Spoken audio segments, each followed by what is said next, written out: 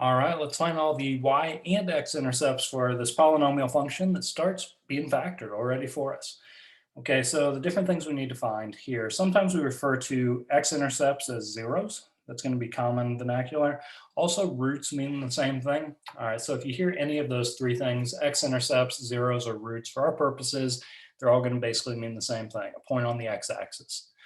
All right, so because this one came to us in factored form, that's kind of nice. What we want to do is kind of go through one factor at a time and think, what would I need to plug in for this x to make this factor equal to 0? So in this case, we plugged in a positive 2, 2 minus 2 makes this factor equal 0. And then the 2x plus 3, that one's a little bit trickier because we have the 2 out in front. If you're having trouble visualizing what this is going to be to plug in for x to make this equal to 0, I would suggest just go off to the side real quickly and say, well, when is 2x plus 3 equal to 0? And solve down this equation. So we can move the 3 to the other side by subtracting it, and then divide both sides by 2, and we're going to get x equals negative 3 halves. So negative 3 over 2, negative 1.5. It's going to be a second 0 here. In this video, we're not really talking about it, but this one has a multiplicity of 2. This one has a multiplicity of 1. This one's going to touch. This one's going to cross based on those multiplicities.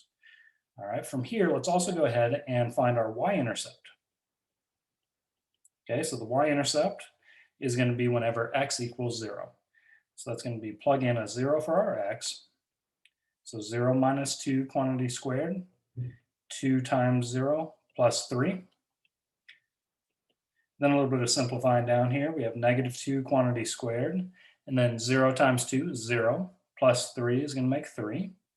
So this works out to be 4 times 3 is going to be a y-intercept at 12. Now, as you enter these in, sometimes the homework system requires ordered pairs. So let's just be very careful about that real quick. These zeros that we found out were x-intercepts. So an x-intercept has an x value and a y value of 0. So as two ordered pairs, as x-intercepts are zeros, we can write them like this. Our y-intercept, remember that occurred when x equals 0. So it's going to be a 0 value for x and a y value for 12 in this case. And there we have all of our x-intercepts and our y-intercept for this problem. All right, hope this helps out. If it doesn't come in factored form for you, do a little bit of factoring first. That makes life a little bit easier. But good luck to you.